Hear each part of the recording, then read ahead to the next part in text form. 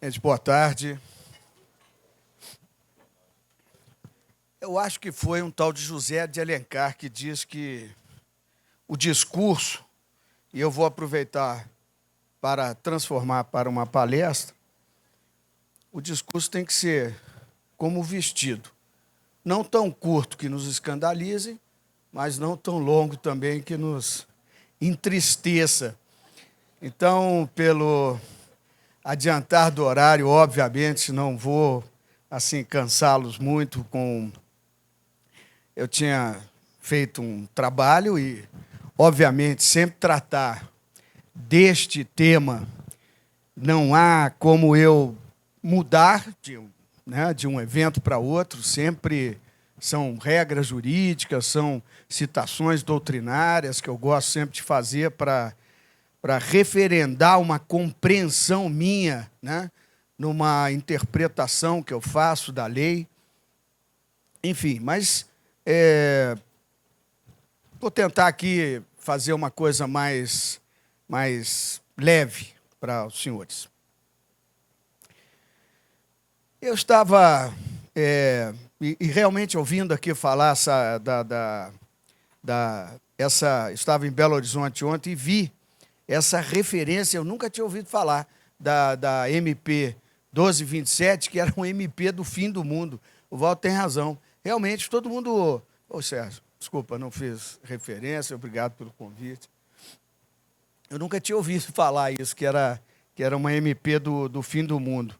E ontem, lá em Belo Horizonte, nós estávamos também, eu estava lá, representando a Justiça do Trabalho, mais uma vez, para receber, e sempre de cabeça erguida, receber as críticas, porque eu comecei a falar, e um grande empresário do setor de logística, de transporte, estava ontem acompanhando o presidente da CNT, e ele se dizia indignado com a Justiça do Trabalho. É sempre assim, ultimamente, que a gente frequenta os ambientes, E não raro, essa indignação vem do setor empresarial, como vem também do setor de trabalhadores. Então, algo a Justiça do Trabalho tem que fazer, tem que se organizar. Já tive notícia, não pude acompanhar, estava em afazeres lá no Conselho Nacional de Justiça e não pude aqui acompanhar o evento. Mas já soube que o Breno veio aqui e discorreu, e segundo me disseram, assim, numa apresentação muito interessante, desse descredenciamento da Justiça do Trabalho, essa perda de competência, Por que será, gente? Nós já paramos para pensar por que será que isso está acontecendo.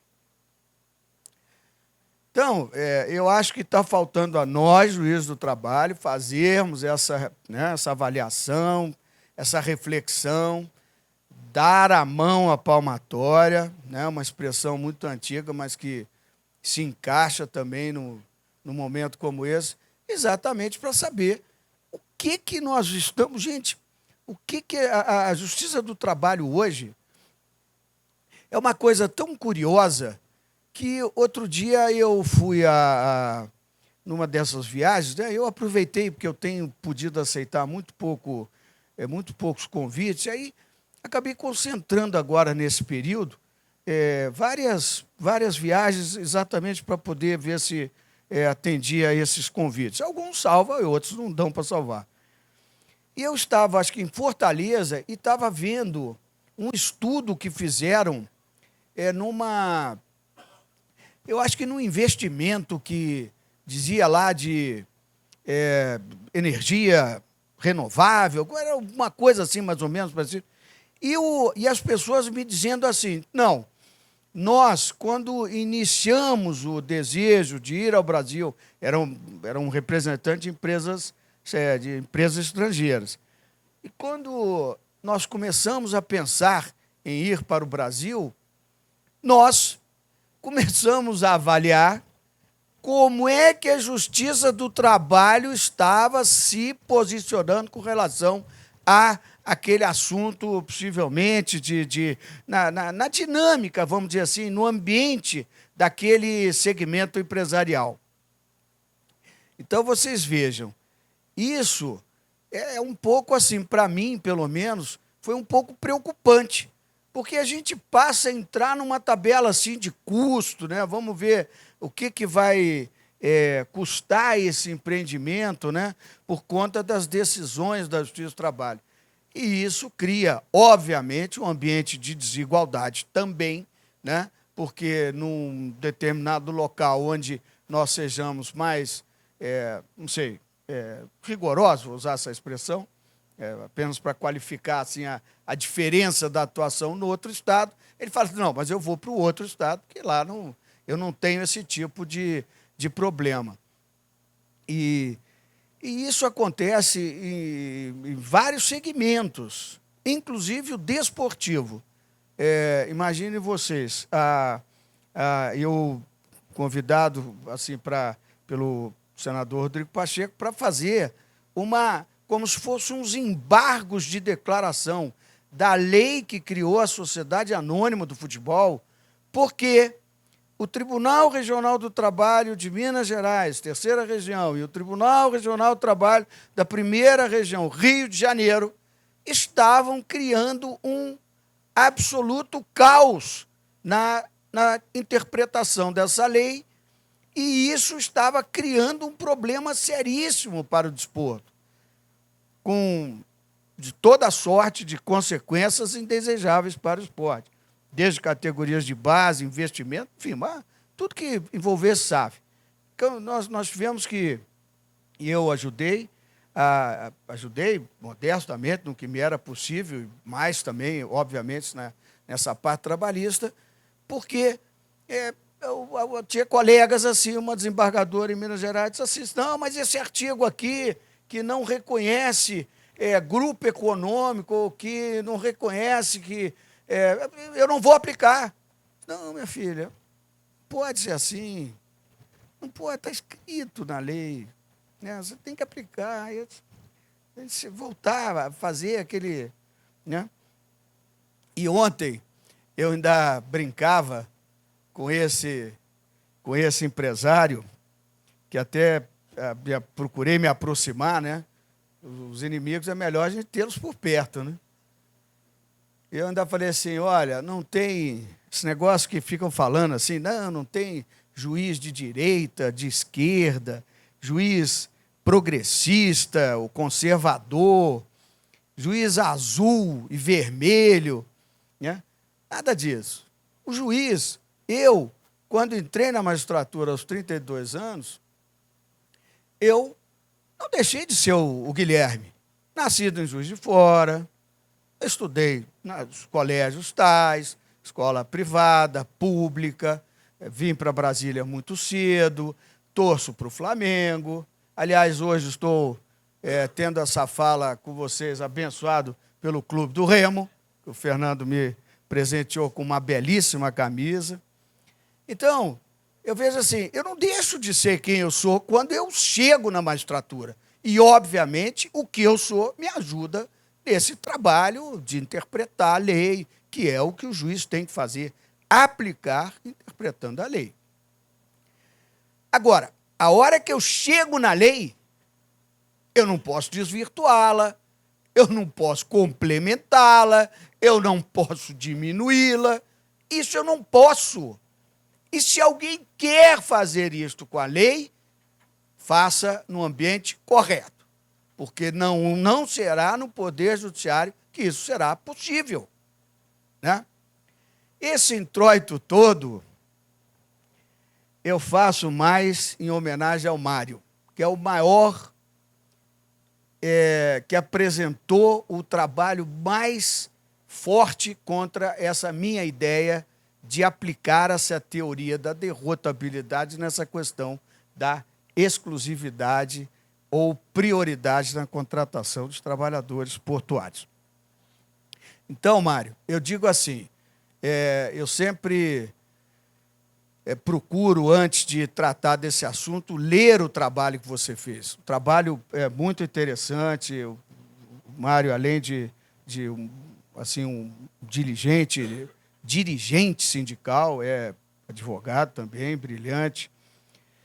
eu leio o trabalho dele e ainda não encontrei, sinceramente, e todos que me conhecem sabem que para mudar de ideia, é daqui para ali, assim, desde que me convençam que eu estou errado, eu não tenho nenhuma aptidão para ser o dono da verdade, nada disso, muito pelo contrário. Se vem com bons argumentos e boas ideias, eu sou capaz de mudar e passar a adotar e dizendo, porque eu tenho que ter essa lealdade, né, nos meus julgamentos. Eu tenho que dizer, olha, eu pensava assim, fui convencido por esses argumentos e passei a pensar dessa forma. Então, quando eu me deparo com essa questão da Lei 12.815, do artigo 40, do seu parágrafo 2º, sei lá, enfim, eu falo assim, gente, eu estou frente a uma lei que foi, obviamente, pensada e criada por nossos legisladores, e será que eu tenho o direito de exigir, né, esperar que os nossos legisladores pensem em todas as situações fáticas possíveis que possam ocorrer quando essa lei entrar em vigor, quando ela for a ser aplicada, quando ela for ser interpretada? Então, eu digo assim, aí já entrando um pouquinho do porquê que eu acho que, neste caso específico, né, nós temos que tratar a exclusividade com uma certa mitigação ao final de aplicar a exclusividade, porque eu não deixo, quando defendo que, na falta de trabalhadores que se apresentem para aquele trabalho, é só neste caso que eu digo, bom, eu apliquei a exclusividade até esse momento, mas a partir de agora é um serviço público, é uma necessidade de não deixar uma atividade que funciona em nome de nós, sociedade, da União, por autorização, e seja lá qual for a autorização administrativa que... Então, é só a partir desse momento que eu digo, bom, eu apliquei a lei até este momento. A partir daqui, esta lei não consegue resolver essa questão. Então, a sugestão que eu faço é de que se libere para a ida ao mercado buscar esses trabalhadores. Então, eu digo assim, a exclusividade, a gente pode até discutir a própria exclusividade, e eu não acho que esse seja o mais relevante. Porque a convenção consta lá que é prioridade. Porque no histórico da legislação era assim, era assado. Isso nem é o mais importante, sinceramente. Não acho que isso seja... Nós devemos conhecer, obviamente. Como é que eu vou discutir um assunto se eu não sei o que disse a 4.900, não sei das quantas, 8.630, o porquê do movimento? A gente tem que ler a história, né? O que gerou a 12.815, o que foi aquele embate de ideias, assim, entre capital e trabalho, um puxando para cá, tudo aquilo ali a gente tem que saber. Agora, essa questão, especificamente, eu, assim, sinceramente, nem acho de grande relevância, e quando fui falar dessa questão pela primeira vez, eu até confesso que eu me assustei um pouco. Sabe, Zé Adilson, eu assim, me assustei porque eu não achava que fosse de tanta repercussão e que os próprios trabalhadores admitiriam que eu poderia ter razão quando eu dizia, olha, eu vou... O que a lei diz? Capatazia, não sei o quê, serão contratados com exclusividade, né, nos postos organizados, para aqueles que se ofereçam para os contratos, para indeterminado e tal, não sei o quê. Beleza. É assim que o legislador quer? Bom, então, nós temos que cumprir. Agora, eu achei que chegando, vai para o órgão. Não, o órgão gestor, vocês têm que convir assim, comigo, e que uma dificuldade tremenda para o juiz do trabalho entender essa sistemática do trabalho portuário marítimo. Porque, realmente, nós já começar por reconhecer uma figura chamada trabalhador que não esteja sob a proteção da consolidação das leis do trabalho, diretamente. A gente já começa por aí. Então, a gente tem que pensar esse trabalho portuário, e isso é que acabou me levando a essa conclusão que eu cheguei. Por quê? Porque eu segui rigorosamente o que diz a lei. A lei diz, tem que ser requisitado, entre os requisitados, não sei o quê, com exclusividade, para. O que o operador portuário tem que fazer? Dirigir, como ele faz para todos os serviços lá, inclusive os que não são para contrato. Dirige o órgão, eu preciso de tanto lá, não vou entrar em discussão de ternos aí, se vai botar mais ou menos trabalhadores, isso é outra discussão. Mas ele vai e segue o caminho rigorosamente regular, comum, que vocês estão acostumados a seguir.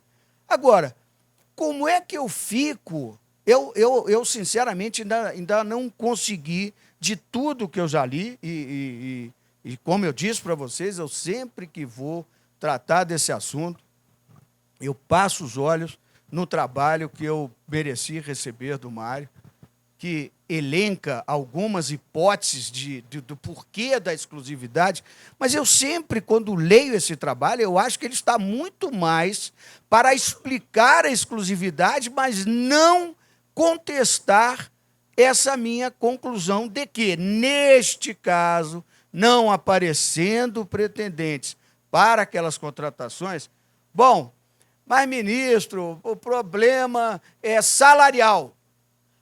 O problema... Eu não estou discutindo. Eu não estou discutindo nenhuma outra questão, senão a de que eu tenho que seguir este caminho que todos os senhores seguem. Bom, então eu tenho que requisitar do órgão, o órgão tem que ir lá, faz lá o que ele faz normalmente, convoca, passa mensagem, olha, quem quer, quem não quer, não sei o quê.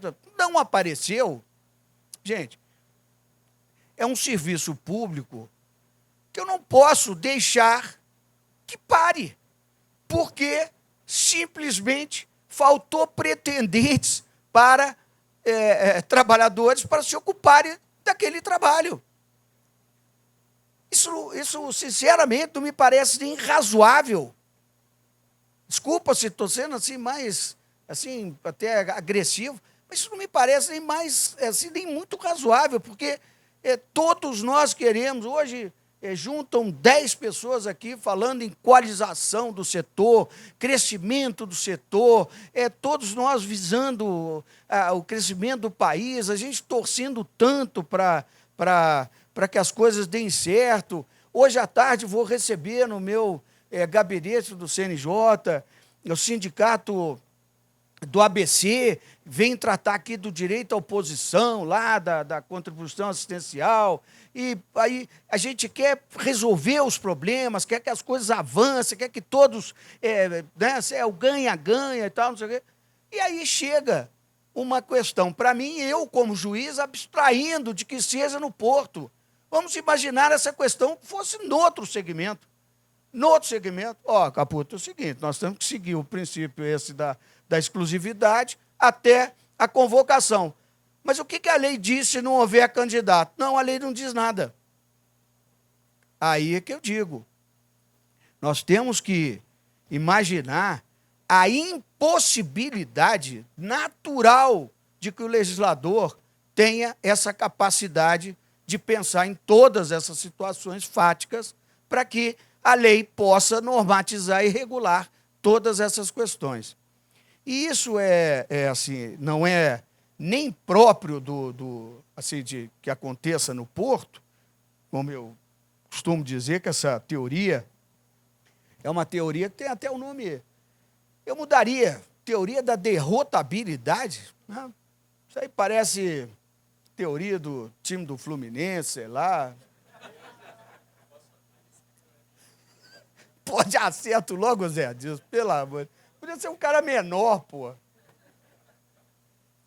Mas eu fico assim, pensando que como a gente acaba aplicando essa mesma concepção desse pensador, doutrinador norte-americano, que é bastante antigo, já meados do século passado, né? Ele pensou assim, por exemplo, ele citou várias, e no Brasil, vários exemplos eu posso trazer para vocês. Nós tivemos no Supremo Tribunal Federal, nós temos uma lei que garante a imunidade de jurisdição. E que é muito comum que aqui em Brasília a gente pense nisso e aplique essa regra, inclusive na Justiça do Trabalho. Mas o Supremo Tribunal Federal mitigou a aplicação desta lei que cuida da imunidade de jurisdição em questões de direitos humanos. Ele foi para cima de uma embaixada que estava violando o convênio que nós temos, que cuida de direitos humanos, e puniu o Estado estrangeiro. Né? Como eu digo sempre para vocês, o caso dos anencéfalos, tem vários casos que o próprio Poder Judiciário, fazendo esse trabalho de superação, porque não é dizer assim, não, esta é uma lei inconstitucional, esta é uma lei... Não, nada. A lei continua sendo a lei com todo o seu vigor, com toda a sua eficiência, eficácia, aplicação total e restrita, geral. Eu apenas para uma situação específica que todos que escrevem sobre essa teoria dizem, nunca o julgador poderá aplicá-la sem uma fundamentação razoável, lógica, transparente, porque, afinal de contas, eu estou superando, eu estou complementando como se fora uma legislação para uma situação especial e específica para a qual a norma não produz uma solução e uma conclusão. Mas eu sempre tenho muito prazer de estar com vocês, porque, primeiro, eu digo assim, nunca eu penso que as ideias que a gente recolhe assim, em palestras, essas coisas e tal, isso aí fica na cabeça da gente, a gente sai daqui aprendendo e tudo sabe chão. Não. O importante é fazer esse tipo de discussão, despertar os temas candentes e rever amigos, né, Sérgio? É tão legal, a gente, né, estivemos lá em Fortaleza, mas sempre é bom revê-los e tal. Alguns assim, né, Roberto, assim, tem uns maus elementos aqui também, sabia? Doutora Taíde, assim, tem uns que são... Mas eu sempre digo assim, é muito bom a gente poder estar em eventos como esse, porque, gente, a importância... Eu só consegui assistir o painel anterior, porque eu também estava ali atendendo a demandas de telefone, aquelas coisas, acabei não podendo entrar imediatamente quando eu cheguei. Mas eu vejo assim, a preocupação do setor, que é um setor pujante, é um setor... Gente, depois que eu comecei a entrar um pouco nesse ambiente de porto, né, de marítimo e tal, a gente vê a grandeza do segmento de vocês, a importância, né, a gente sempre diz, né, 95%, sei lá, do que se exporta daqui sai pelos portos e tal. Então, aí vê a discussão de rodovias, né, esses intermodais e não sei o quê. Eu acho isso tudo assim um barato, né? Mas tem as questões trabalhistas também que incomodam vocês, né? Então, eu sempre tenho muito prazer de estar aqui, vir trazer a minha compreensão. Eu gostaria apenas de que aqueles que não concordem com essa minha ideia e que possam querer me convencer, gente, eu estou sempre absolutamente aberto ao diálogo. Todos vocês sabem disso, eu não estou falando isso nem para dizer que, não, está bem, agora ele está lá na posição com o microfone na mão, ele fala o que quiser e pronto. Não, todos vocês sabem que eu estou sempre aberto a discutir esses assuntos, inclusive esse, que é um assunto jurídico, é um assunto que, às vezes, eu tenho que me posicionar em julgamentos, então, é um assunto assim, importante, mas eu assim, ainda não me convenci de que esta minha compreensão de que nós devemos aplicar a exclusividade até o momento em que não tenham candidatos, a partir daí eu não posso deixar o operador sem atender aquela demanda, né, sem atender aquelas contratações que são necessárias e que ele vá, então, ao mercado, sei lá, como que ele deve fazer isso aí, né? Mas estou aberto sempre a ouvi-los e receber essas mensagens, mesmo que sejam, assim, num diálogo democrático, obviamente, não precisa um chutar a canela do outro, né? Como fizeram com o jogador do Flamengo, nem pênalti não marcaram no último jogo, achei uma injustiça, mas a gente tem que estar sempre preparado para isso. Tá bem, gente? Esse era o recado, Sérgio, que eu queria trazer para vocês. Espero não tê-los cansado muito, porque eu sei que atrasou um pouquinho aí, tem o horário de almoço de vocês têm também atividades à tarde e tal, mas era esse o recado que eu queria trazer mais uma vez para vocês, sobre esse tema tão, assim, tão candente ainda, embora a minha compreensão ainda não tenha mudado. Eu sigo com essa mesma compreensão, mas sempre aberto a discussões. Tá bem? Obrigado, gente.